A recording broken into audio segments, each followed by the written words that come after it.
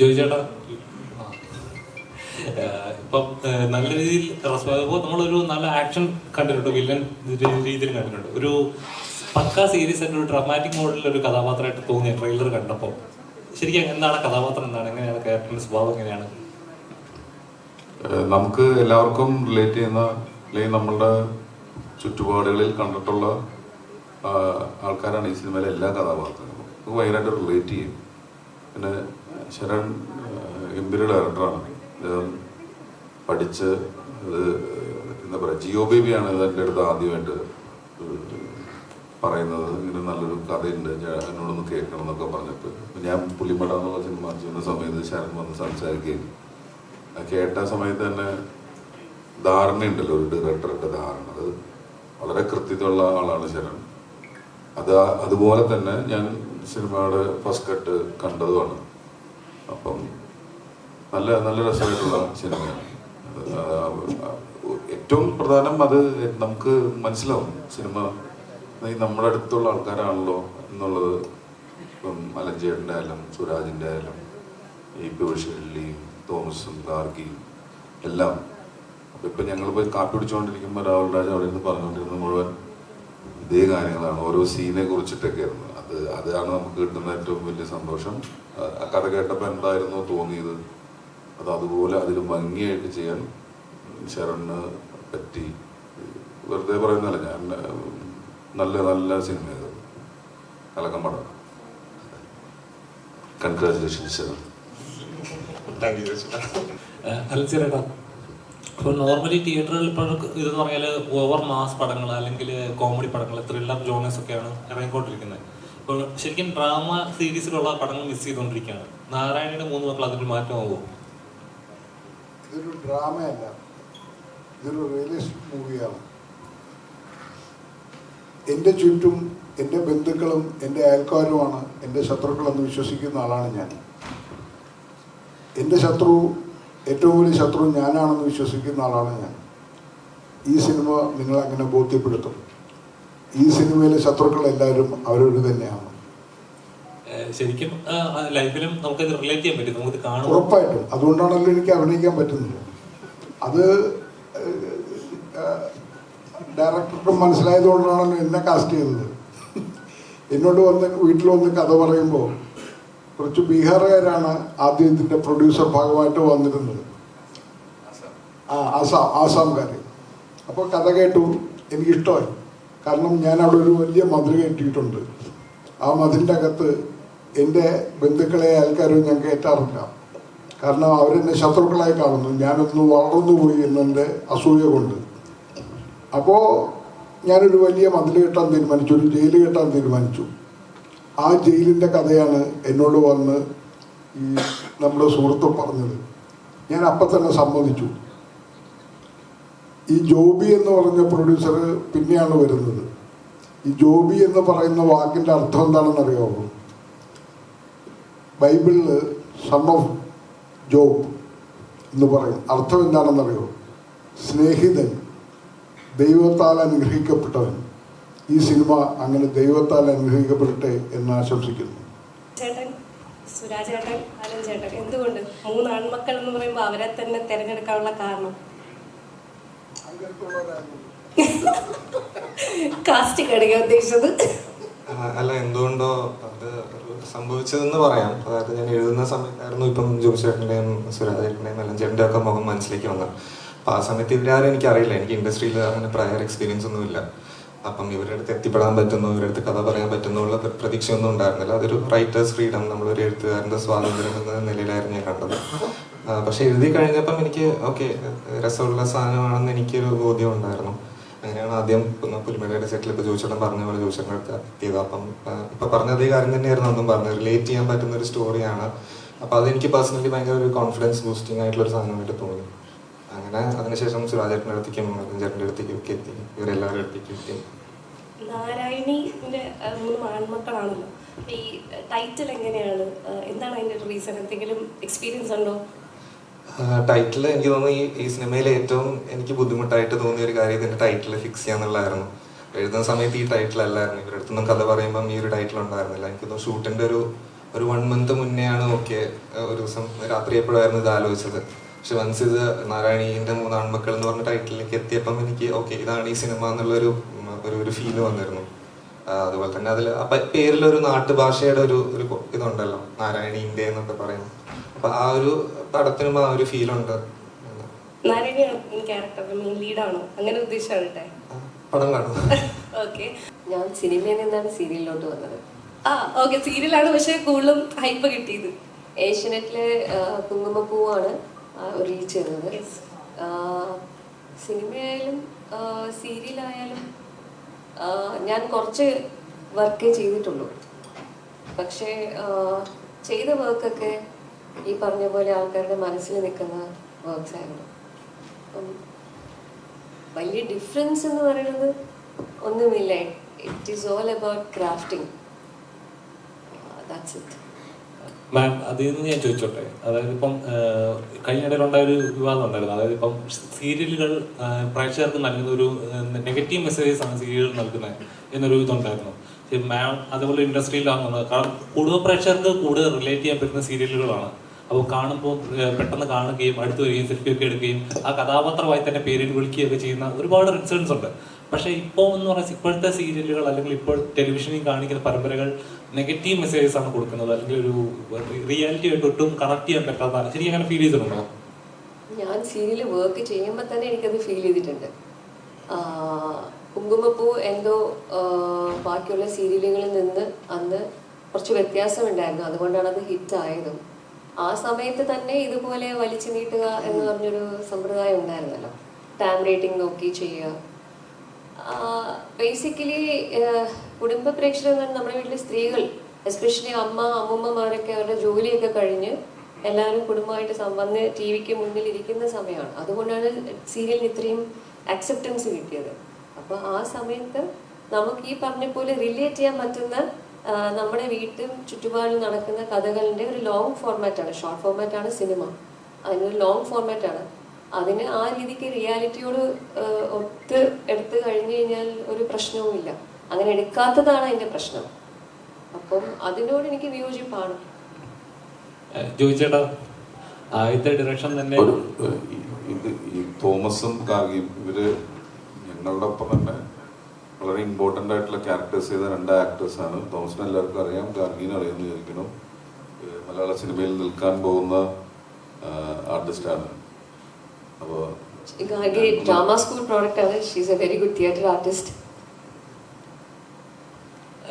ഫെബ്രുവരി ആണല്ലോ, Valentine's day ആണ്. അപ്പോൾ നമുക്ക് വരുന്ന സ്റ്റാറ്റസ്, റീൽസുകൾ എല്ലാം നോക്കുമ്പോൾ തന്നെ ആനന്ദത്തിലെ സീനുകളൊക്കെ ഉണ്ട്.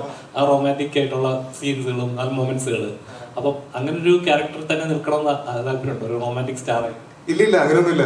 നല്ല സിനിമകൾ ചെയ്യുക, അങ്ങനെയൊന്നുമില്ല. ഇത് ജോജോട്ട് പറഞ്ഞോണ്ട് എല്ലാ ക്വസ്റ്റ്യൻ എന്റെ തന്നെയാണോ ഇതിവിടെ ചെയ്യും? ഇല്ലില്ല, അങ്ങനെയൊന്നുമില്ല. നല്ല സിനിമകൾ ചെയ്യണമെന്നുണ്ട്. അതിനുവേണ്ടിയുള്ള ഓട്ടമായിരുന്നു ഈ പറഞ്ഞ 8 വർഷം. അപ്പോൾ ഇനിയും ഇപ്പൊ നിഖിൽ എന്നാണ് ഇന്നത്തെ ക്യാരക്ടറിന്റെ പേര്, അതുപോലെ ചെയ്യാൻ പറ്റട്ടെ എന്ന് വിചാരിക്കുന്നു. ഹലോ ഗാർഗി, ആ കഥാപാത്രം കേട്ടപ്പോ എന്താണ് തോന്നിയത്? ആത്മാർത്ഥമായിട്ട് പറയണമെങ്കിൽ ഒരു 2-3 വർഷം മുമ്പ് കണ്ട് എനിക്ക് എക്സാക്ട്ലി ഓർമ്മയില്ല. അല്ല, എക്സാക്ട്ലി ഓർമ്മയില്ല എന്നാ പറഞ്ഞത്. ബട്ട് ഇഷ്ടപ്പെട്ടതുകൊണ്ടാണല്ലോ പിന്നെ ചെയ്യുന്നത്. So like I like this character. ചെയ്തത് എനിക്ക് ഇഷ്ടപ്പെട്ടു. And it's very like it was very easy to work with Sharan.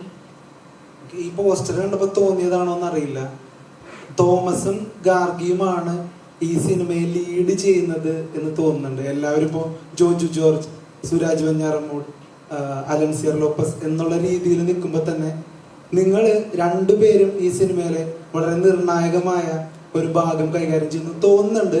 ആ സംശയം ശരിയാണോ? ഇതിൽ ഒരു ഫാമിലി ആണല്ലോ. ഫാമിലിയിൽ എല്ലാവർക്കും അവരവരുടെ റോള് പ്ലേ ചെയ്യാനില്ലേ. അപ്പോൾ അങ്ങനെ ഒരു കുടുംബത്തിൽ എല്ലാവരും ഇമ്പോർട്ടൻ്റ് ആണ് എന്നുള്ള രീതിയിൽ ഞങ്ങളും ആ കുടുംബത്തിന്റെ ഭാഗമാണല്ലോ. ഡാർക്ക് സീക്രട്ട് എന്നുള്ളൊരു വാക്ക് തന്നെ ചോദിച്ചേട്ടാ, ആദ്യത്തെ ഡയറക്ഷൻ തന്നെ സൂപ്പർ ഹിറ്റ് അടിച്ചിരിക്കുകയാണ്. അപ്പോൾ എന്നാണ് ഇനി അടുത്ത സംരംഭം? ആളുകൾ കാത്തിരിക്കുകയാണ്. ഉണ്ടാവും, ചെയ്യണം. ഉടനെ പ്രതീക്ഷിക്കാം അല്ലേ? എന്നെ നായകനായിട്ടാണ് വിളിക്കുന്നത്. അലൻസിയറിനെ പോലെ മാസ് ഫൈറ്റ് ഒക്കെ നമുക്ക് പ്രതീക്ഷിക്കാം. അലൻസിയറിന് ഇഷ്ടപ്പെട്ട പടം കണ്ടോ? പടം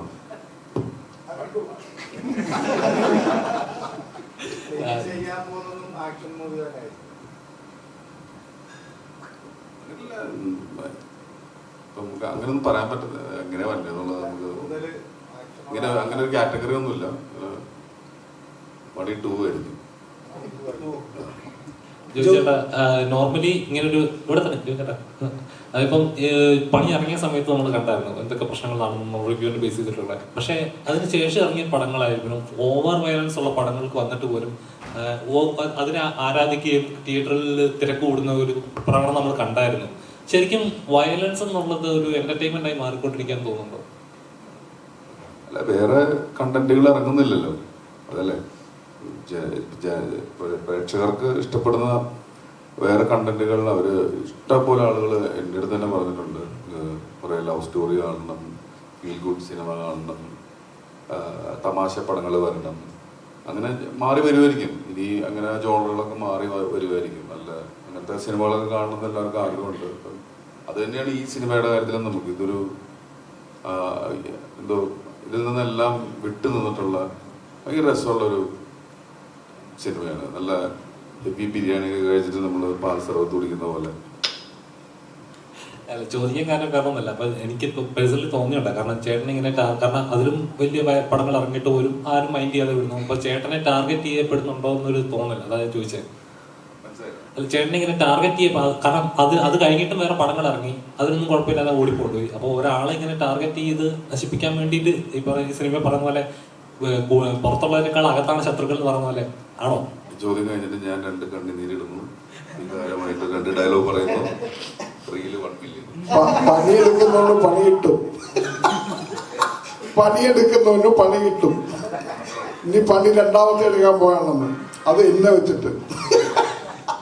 ജോജി ചേട്ടാ ഇവിടെ ജോജി ചേട്ടാ, അതായത് ഒരു നല്ല നടനാവണമെങ്കിൽ സിനിമയുടെ പിന്നാമ്പുറവും അറിഞ്ഞിരിക്കണം എന്നൊരു സന്ദേശമാണ് ജോജി ചേട്ടന്റെ ഒരു വളർച്ചയിൽ എനിക്ക് പേഴ്സണലി തോന്നുന്നത്. സിനിമ അറിഞ്ഞാൽ മതി, പിന്നാമ്പുറം അറിയണ്ട. അല്ല ഞാൻ പറഞ്ഞത് ആ വന്ന വഴിയാണ്. അതായത് ഒരു ജൂനിയർ ആർട്ടിസ്റ്റ് എല്ലാ അർത്ഥത്തിലും നല്ലോണം വേർപ്പൊഴുക്കി തന്നെയാണ് ഇവിടെ വരെ എത്തി നിൽക്കുന്നത്. ഇപ്പൊ കൂടി ഞാൻ ശ്രദ്ധിച്ചു ഡയറക്ടറിനെ അപ്രിഷിയേറ്റ് ചെയ്യുന്നത്. അതായത് എല്ലാവരും ചോദ്യങ്ങൾ ജോജിച്ചോട് പോകുമ്പോൾ നല്ലൊരു വർക്കാണ് ഇവൻ ചെയ്തിരിക്കുന്നത് ഒരു ഡയറക്ടർ പോയിന്റ് ഓഫ് വ്യൂ ഇതില്. അപ്പൊ പണ്ട് മുതൽ ഇങ്ങനെയാണോ? അതായത് ഒരു സംവിധായകന്റെ കലയാണ് സിനിമ എന്ന് പൂർണ്ണമായി വിശ്വസിക്കുന്ന ഒരാളാണോ? 100% അങ്ങനെയാണല്ലോ. സംവിധായകന്റെ കല തന്നെയാണ് സിനിമ.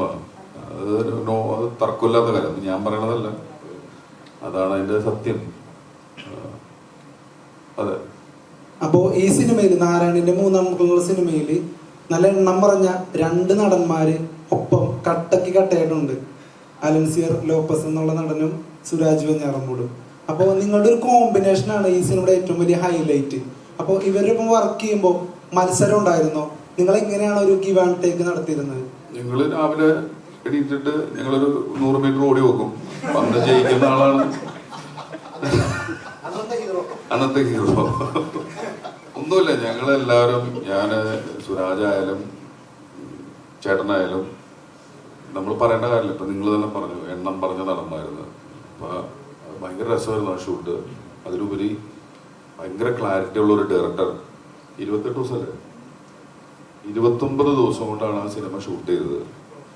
വെൽ ഡിസൈൻഡ് ആയിട്ടാണ് അത് ചെയ്തത്. അങ്ങനെ ഇത്ര കൃത്യതയോട് കൂടിയിട്ടൊക്കെ ഒരു സിനിമ ചെയ്യണമെങ്കിൽ നല്ല നല്ല അറിവുണ്ടാവണം. അത്രയും അറിവുള്ള ഒരാൾ തന്നെയാണ് ശരണ്ടെ. ഇനിയുള്ള സിനിമകളും നന്നാവും. ഇപ്പം നിങ്ങൾ നാളെ സിനിമ ചെയ്യുമ്പോൾ റിവ്യൂ ചെയ്യുമ്പോഴും ഇതൊക്കെ കാക്കാൻ പോണ ഒരു കാര്യം തന്നെയാണ്, ഒരു ഡൗട്ടില്ല അതിൽ. ഞങ്ങൾ നല്ല അഭിനയിച്ചത് നല്ല എന്താ പറയുക, എനിക്ക് ചേട്ടനോട് ഞാൻ ആരാധിക്കുന്ന ഒരു നടനാണ് ചേട്ടൻ. അപ്പോൾ സുരാജ് എന്ന് പറഞ്ഞു കഴിഞ്ഞാൽ എൻ്റെ വർഷങ്ങളായിട്ടുള്ള കൂട്ടുകാരനാണ്. ഞാൻ സുരാജിൻ്റെ കൂടെയാണ് ഏഷ്യാനെറ്റ് ഫിലിം അവാർഡ്സ് ഒക്കെ കാണാൻ പോവുക. അപ്പോൾ അങ്ങനെ തുടങ്ങിയിട്ടുള്ള കമ്പനിയാണ്. അപ്പോൾ ഞങ്ങൾ ഒരുമിച്ച് അഭിനയിച്ചതൊക്കെ ഭയങ്കര നല്ല രസമായിട്ടുള്ള ഇതായിരുന്നു. മത്സരമൊട്ടൊന്നുമില്ല, നിയമപരമായിട്ടുള്ള സ്പീഡിൽ വൃത്തിക്ക് വണ്ടി ഓടിച്ച് അവിടെ എത്തിക്കുക എന്നുള്ളൊരു കാര്യം മാത്രമേ ഉള്ളൂ. മത്സരോട്ടത്തിനുള്ള മലയാള സിനിമയിലെ അഭിനയ രാജാവായിട്ടുള്ള തിലകൻ സാറുമായിട്ട് അലൻസിയറിനെ കമ്പയർ ചെയ്യുന്ന ഒരു വിഭാഗമുണ്ട്. എന്തടിസ്ഥാനത്തിലാണ് അങ്ങനെ ഒരു കമ്പാരിസൺ ഒരു നടൻ എന്നുള്ളത് തോന്നിയിട്ടുണ്ടോ? അത് എനിക്ക് ഭയങ്കര സങ്കടകരമായിട്ടാണ് തോന്നിയിട്ടുള്ളത്. ഞാൻ ആർക്കും പകരക്കാരനല്ല. എനിക്കുള്ള സ്ഥാനം എന്ന് പറയുന്നത് എൻ്റെ ഈ ഇരിക്കുന്ന കസേര മാത്രമാണ്. തിലകൻ സാറിൻ്റെ സിംഹാസനത്തിൽ ഇരിക്കാനുള്ള യോഗ്യത ഒന്നുമില്ല. ഒരാളെ നിങ്ങൾ താരതമ്യം ചെയ്തത്. നിങ്ങൾ നേരത്തെ ജോജുവിനോട് ചോദിച്ചു ഞങ്ങൾ മത്സരോട്ടം നടത്തിയത്. ഞങ്ങൾ ഒളിമ്പിക്സ് ഓട്ടത്തിന് പോയതല്ല.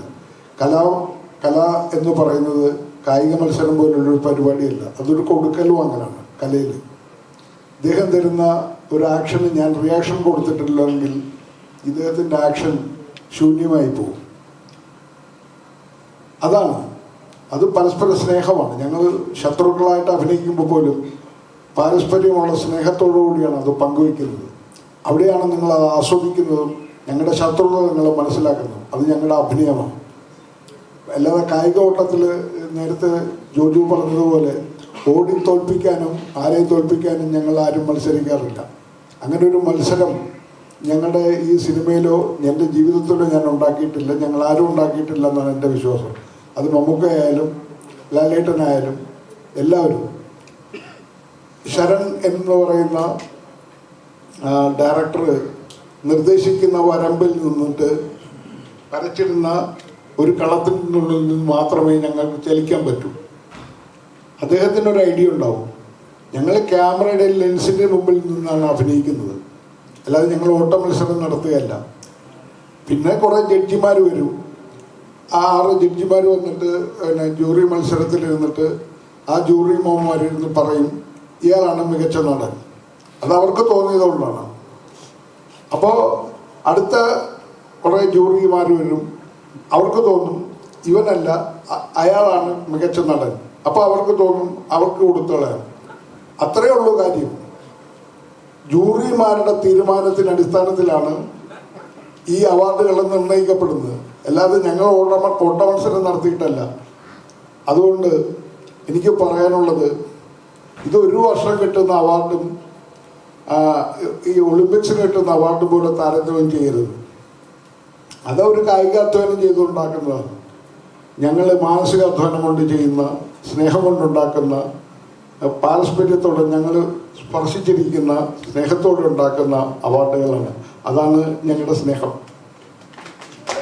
അതെ, ഞാനൊരു ആർട്ടിക്കിൾ വായിച്ചിരുന്നു. അതിനകത്ത് ജോയിച്ചേട്ടൻ സ്പീച്ച്ലെസ് ആക്കിയിരുന്നു എന്ന് ഞാൻ വായിച്ചിരുന്നു. ദാറ്റ് ഒരു സീൻ കഴിഞ്ഞ് എല്ലാവരും മിണ്ടാതെയായിരുന്നു. അത്രയ്ക്ക് performance. So this is your first movie. So how was the experience with ജോയിച്ചേട്ടൻ? ആ ആർട്ടിക്കിളിൽ പറഞ്ഞ കാര്യം തന്നെയായിരുന്നു. ഇത് പടത്തിൻ്റെ സെക്കൻഡ് ഹാഫിൽ വരുന്നൊരു സീനായിരുന്നു. അപ്പം എനിക്ക് ഒരുപാട് ടെൻഷൻ ഉണ്ടായിരുന്നു ഇത് എങ്ങനെ വരും. കാരണം ഞാൻ എഴുതുമ്പോഴും ഭയങ്കര എഫേർട്ട് എടുത്ത് എഴുതിയൊരു സീനായിരുന്നു. എല്ലാവർക്കും അറിയാം, നമ്മുടെ ഈ സീൻ ഷൂട്ട് ചെയ്യുന്ന ദിവസത്തേക്ക് എല്ലാവരും നോക്കിയിരിക്കുകയായിരുന്നു. അപ്പോൾ സീൻ എന്താണെന്ന് ഒബ്വിയസ്ലി പറയാൻ പറ്റില്ലല്ലോ. ജസ്റ്റ് ഷൂട്ട് ചെയ്ത് കഴിഞ്ഞ് ഞാൻ കട്ട് പറഞ്ഞു. അപ്പം ആസ് എ ഡയറക്ടർ എനിക്ക് വല്ലാതെ ഇത് അപ്രീഷിയേറ്റ് ചെയ്യണമെന്നുണ്ട്. പക്ഷെ സെറ്റ് ഫുൾ സൈലൻസ് ആണ്. എനിക്കൊരു ക്ലാപ്പ് അടിക്കാൻ പോലും അവിടെ ആ ഒരു സൈലൻസ് ബ്രേക്ക് ചെയ്യരുത് എന്നുള്ള ഒരു ഫീലായിരുന്നു. പക്ഷെ എല്ലാവരുടെ മുഖത്തും ആ ഒരു നമ്മളൊരു ഭയങ്കര സാറ്റിസ്ഫൈഡ് ആയിട്ടുള്ള ഒരു മൊമെന്റ് ഉണ്ടാവില്ല. അത് എല്ലാവരുടെയും, ആസ് എ ഡയറക്ടർ എൻ്റെ മാത്രമല്ല, ക്രൂവിലുള്ള എല്ലാവരുടെയും ലിറ്ററലി നമ്മൾ സ്പീച്ച്ലെസ് ആയിരുന്നു. ഇപ്പോഴും കഴിഞ്ഞ ദിവസം കൂടെ നമ്മുടെ ഒരു ക്രൂ മെമ്പർ എന്നെ വിളിച്ചപ്പോൾ പറഞ്ഞു ലൈക്ക് അത് കാണണം, അന്നത്തെ ആ ഒരു ഇത് റിലീവ് ചെയ്യണം എന്നൊക്കെ ഇങ്ങനെ പറഞ്ഞു. സിനിമ ചെയ്യുമ്പം നല്ല സിനിമ ചെയ്താൽ മാത്രം പോരാ, അത് ആളുകളിലേക്ക് എത്തിക്കുക എന്നുള്ളതൊരു വലിയ ഇമ്പോർട്ടൻ്റ് ആയിട്ടുള്ള ഫാക്ടറാണ്. അപ്പോൾ അങ്ങനെ നോക്കുമ്പം ഗുഡ്വില്ല് പോലുള്ള ഒരു പ്രൊഡക്ഷൻ ഹൗസ്, അവരുടെ ഒരു എന്താ പറയുക, അവരാണ് അത് ആൾക്കാരിലേക്ക് എത്തിക്കേണ്ടത്. അപ്പം അത് ഞാൻ ഭയങ്കര ലക്കിയായിട്ട് ഫീൽ ചെയ്യുന്നു. ഗുഡ്വില്ല് പോലെ ഇപ്പം അവരുടെ കിഷ്കിന്ദ അറിയാലോ, അല്ലെങ്കിൽ അതിന് മുമ്പ് കഴിഞ്ഞ കൊല്ലങ്ങളിലെല്ലാം ഇപ്പം രോമാഞ്ചമായാലും കിഷ്കിന്ദയായാലും ഒക്കെ വളരെ കമേഴ്ഷ്യലിയും ആൾക്കാരുടെ അടുത്ത് എത്തിയ സിനിമകളാണ് ഇതെല്ലാം. അപ്പം അങ്ങനെ ജോബ്സെറ്റിൻ്റെ കൂടെയും ഗുഡ്വില്ലിൻ്റെ കൂടെയും പടം എത്തിയത്, അവരുടെ അടുത്ത് എത്തിയതൊരു വളരെ വലിയൊരു കാര്യമായിട്ടാണ് ഞാൻ കൺസിഡർ ചെയ്യുന്നത്.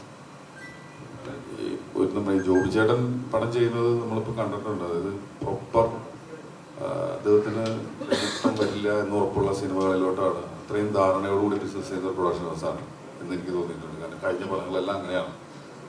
അപ്പോൾ ജോബിച്ചേട്ടൻ ഈ ഒരു സിനിമ കണ്ട് ഇഷ്ടപ്പെട്ട് അത് ഞാൻ ചെയ്യാമെന്ന് തീരുമാനിക്കുന്നതിൽ വളരെ എന്താ പറയുക, എനിക്കത് പേഴ്സണലി ഭയങ്കര സന്തോഷം തോന്നിയിട്ടുണ്ട്. കാരണം കിഷ്കിന്ധാനം എന്നുള്ള സിനിമ ഇറങ്ങിയപ്പോൾ ഞാൻ ജോബിച്ചേട്ടനോട് ചോദിച്ചിരുന്നു, സിനിമ ഇൻഡസ്ട്രിക്ക് ഗുണം ചെയ്യുന്ന അല്ലെങ്കിൽ അങ്ങനത്തെ കുറേ പേർക്ക് എന്താ പറയുക പഠിക്കാൻ പറ്റുന്ന രീതിയിലുള്ള നല്ല കുറേ പടങ്ങൾ പ്രൊമോട്ട് ചെയ്യാനായിട്ട് കുറച്ച് പ്രൊഡ്യൂസേഴ്സ് ഉണ്ടായാൽ നല്ലതാണല്ലോ, അല്ലെങ്കിൽ ഒരു കാറ്റഗറി മാത്രം നടക്കും. ജോബിച്ചേട്ടൻ്റെ ഈ ട്രാക്ക് മാറ്റം ഭയങ്കര അടിപൊളിയാണ്. അദ്ദേഹം ഈ പടം എടുത്തുകൊണ്ട് തന്നെ നിങ്ങൾക്ക് 100% വിശ്വസിക്കാം ആ സിനിമയിൽ എന്തെങ്കിലും ഒരു പരിപാടി ഉണ്ടാവുന്നുള്ളത്. നമ്മൾ നല്ല പടമാണെന്ന് പറയുമ്പോൾ പോലും അദ്ദേഹം എടുത്തു എന്നുള്ളത് പറയുമ്പോൾ തന്നെ അതിലൊരു പ്ലാനുണ്ട്. എന്തെങ്കിലും ഒരു സ്പെഷ്യൽ ആയിട്ട് അങ്ങനെ ഒരു കണ്ടന്റ് ഉണ്ട് എന്നാണ്. ഇത്തരം ഒരു സിനിമ കാണുമ്പോൾ അങ്ങനെ ഒരു ക്ലാസിഫിക്കേഷൻ വന്നത് തന്നെ അത് ആ സിനിമയുടെ ഉള്ളിലൊരു ഒരു ഡയറക്ടർ നിങ്ങൾക്ക് വേണ്ടി ഒരു സർപ്രൈസ് ഒളിപ്പിച്ച് വെച്ചിട്ടുണ്ട്. ഭയങ്കര രസമുള്ളൊരു ഫ്രഷ് ആയിട്ടുള്ളൊരു പ്ലാൻ ആ പടത്തിലുണ്ട്. നാരായണൻ്റെ 3 ആൺമക്കൾ എന്ന് പറയുമ്പോൾ പോലും ആ സിനിമയുമായി ബന്ധപ്പെട്ട് അതെ USP എന്ന് പറയുന്നത് ഇദ്ദേഹം അതാ പറഞ്ഞത്, ഇദ്ദേഹം നല്ല ഡയറക്ടറാണ്, നല്ല റൈറ്ററുമാണ്. അപ്പോൾ നിങ്ങൾ കണ്ട് ആസ്വദിക്കേണ്ട ഒരു കാര്യമാണ്. ഇത് ഒരു as A writer, as A film maker എനിക്ക് പറയാനുള്ളത് ഇതൊരു ഫാമിലി ഡ്രാമ, ഒരു പക്ക ഫാമിലി ഡ്രാമയാണ്. ഒരു സംശയമില്ല, ഒരു ആർട്ടിസ്റ്റ് എന്നുള്ള രീതിയിൽ, ഒരു കലാകാരൻ എന്നുള്ള രീതിയിൽ എനിക്ക് ഉറപ്പായിട്ടും പറയാൻ പറ്റും, നിങ്ങൾ നേരത്തെ വിശേഷിപ്പിച്ച ജോർജ് സാറിൻ്റെയും അടൂർ സാറിൻ്റെയും പത്മനാഭ സാറിൻ്റെയും പരമ സാറിൻ്റെയും സിനിമ പോലെ കാലാതീതമായിരിക്കും നാരായണീൻ്റെ ആത്മാക്കളും. ഒരു സംശയമില്ല, അത് ശരണന് ദൈവം കൊടുത്ത ഭാഗ്യമാണ്. അങ്ങനെ ഉണ്ടാവണം. നശിച്ചു പോകേണ്ടത് നശിച്ചു പോകും, പുഷ്പിക്കേണ്ടത് പുഷ്പിക്കും, ഒരു സംശയമില്ല. അത് എത്ര കാലം കഴിഞ്ഞാലും അത് അങ്ങനെ ഒരു ഭാഗ്യം ആ ഒരു ശിഖരത്തിൽ ഒരു മൊട്ടായി വിടരാനെങ്കിലും എനിക്ക് അവസരം തന്ന ശരണിനോട് ഞാൻ നന്ദി പറയുകയാണ്. ഇനി എനിക്ക് പറയാനുള്ള ജോജുവിനെ കുറിച്ചാണ്. ജോജു എന്നോട് വളരെ വ്യക്തിപരമായി സ്വകാര്യമായും പറയുന്ന എൻ്റെ ദുശീലങ്ങൾ അവസാനിപ്പിക്കണം, പക്ഷെ എനിക്ക് സ്നേഹം തോന്നിയ ഒറ്റ വാക്കേ ഉള്ളൂ, നിങ്ങളുടെ രാഷ്ട്രീയം ഉപേക്ഷിക്കരുത്. അത് ഞാൻ ഉപേക്ഷിക്കില്ല. ഞാൻ എൻ്റെ ദുശീലം ഉപേക്ഷിക്കാൻ തയ്യാറാണ്, പക്ഷേ എൻ്റെ രാഷ്ട്രീയം ഉപേക്ഷിക്കാൻ ഞാൻ തയ്യാറല്ല. അതെൻ്റെ പ്രിയ സുഹൃത്ത് എന്നോട് പറയുന്ന അവൻ്റെ ധൈര്യമാണ് എനിക്ക് തരുന്ന. എൻ്റെ കൂടെ വർക്ക് ചെയ്യുന്ന പലരും പറയും എൻ്റെ രാഷ്ട്രീയം ഉപേക്ഷിച്ചോളൂ. എന്തിനാണ് ഞാൻ എൻ്റെ രാഷ്ട്രീയം ഉപേക്ഷിക്കേണ്ടത്? എന്തിനാണ് എൻ്റെ വാക്കുകളെ ഞാൻ അരിഞ്ഞു കളയേണ്ടത്, എൻ്റെ നാവ് അരിഞ്ഞേണ്ടത്, എൻ്റെ കഴുത്തരിഞ്ഞു കളയേണ്ടത്, എൻ്റെ കാലിൻ്റെ ചങ്ങലയ്ക്ക് ഇടേണ്ടത്? അങ്ങനെ ഇടേണ്ടതല്ല. അങ്ങനെ ഇട്ട് കഴിഞ്ഞാൽ കലാകാരൻ ശവബോഡിയാണ്.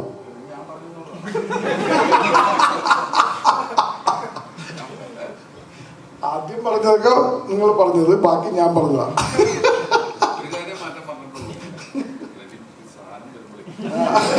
അല്ല, എനിക്കറിയാം ഇത് വിൽക്കാനിരിക്കലാണെന്ന്. എനിക്ക് ദുശീലമുണ്ട്.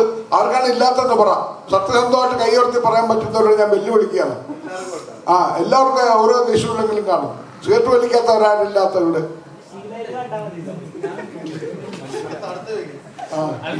ചോദ്യങ്ങൾ ചോദിച്ചാൽ ഒരു കലാകാരൻ എന്ന നിലയിൽ നിലപാടുകൾ ഉണ്ടാവും, സ്വന്തം രാഷ്ട്രീയം ഉണ്ടാവണം. പക്ഷെ ആ രാഷ്ട്രീയം നമ്മൾ പിടിച്ചു നിൽക്കുന്ന സമയത്ത് ഒരുപാട് എതിർപ്പുകൾ ഉണ്ടാവുമല്ലോ. ആ എതിർപ്പുകളെ നേരിടുക എന്ന് പറയുന്നത് ചെറിയൊരു കാര്യമല്ല. അപ്പോൾ നേരിടുന്ന സമയത്ത് നമുക്ക് വേണ്ടപ്പെട്ട കാര്യങ്ങൾ നഷ്ടപ്പെടാം, നമുക്ക് വേണ്ടപ്പെട്ടവരായിട്ടുള്ള ബന്ധങ്ങൾ നഷ്ടപ്പെടാം. അതിലെപ്പോഴും റിഗ്രറ്റ് ഉണ്ടോ? ഞാൻ ഏറ്റവും ഇഷ്ടപ്പെടുന്ന ബൈബിളിൽ സ്നാപകയോഹന്നാനാണ്. സ്വന്തം കഴുത്തരിഞ്ഞു കഴിഞ്ഞാൽ പോലും ഞാൻ സ്നാപകയോഹന്നാനെ ആദരിക്കുന്ന ഒരുത്തളാണ്. യേശുക്രിസ്തു ഒത്തുതീർപ്പുകാരനായിരുന്നു. പത്രോസ് ഗുരുവിനെ 3 തവണ തള്ളിപ്പറഞ്ഞവനായിരുന്നു.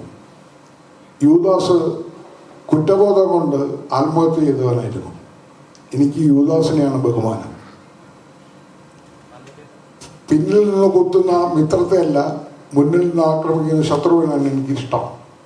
ഇത്രയും എനിക്ക് പറയാനുള്ളൂ. അതാണ് നാരായണീൻ്റെ 3 ആൺമക്കളും പറയുന്നത്. പിന്നിൽ നിന്ന് ആക്രമിക്കുന്ന ശത്രുവിനെയല്ല,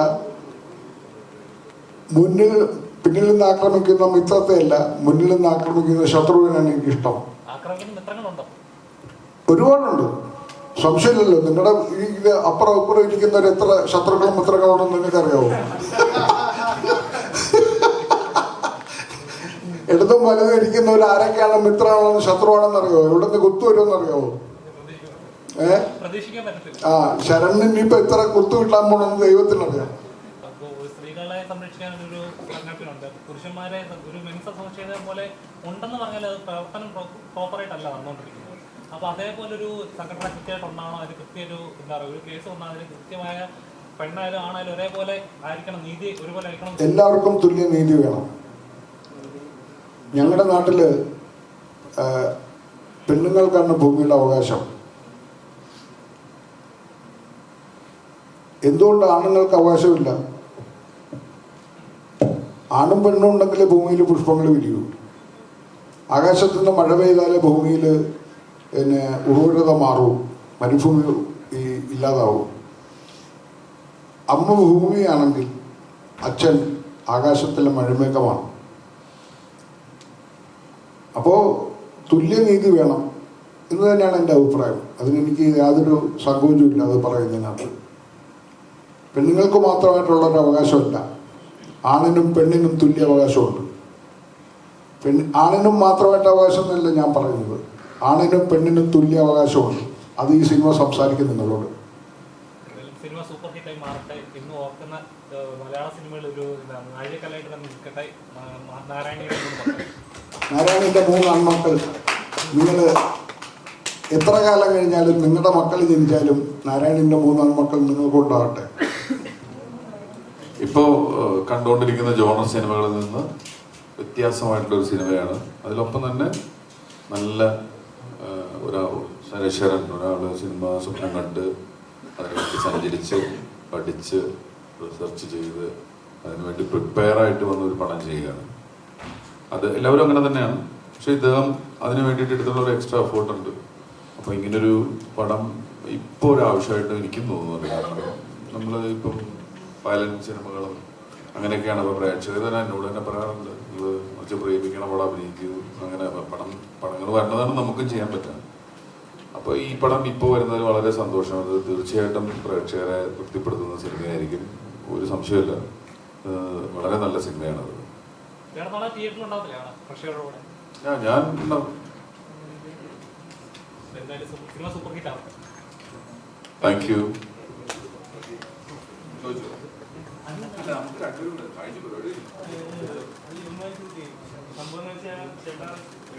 അല്ല, അന്ന് 2 പേഴ്സണലായിട്ട്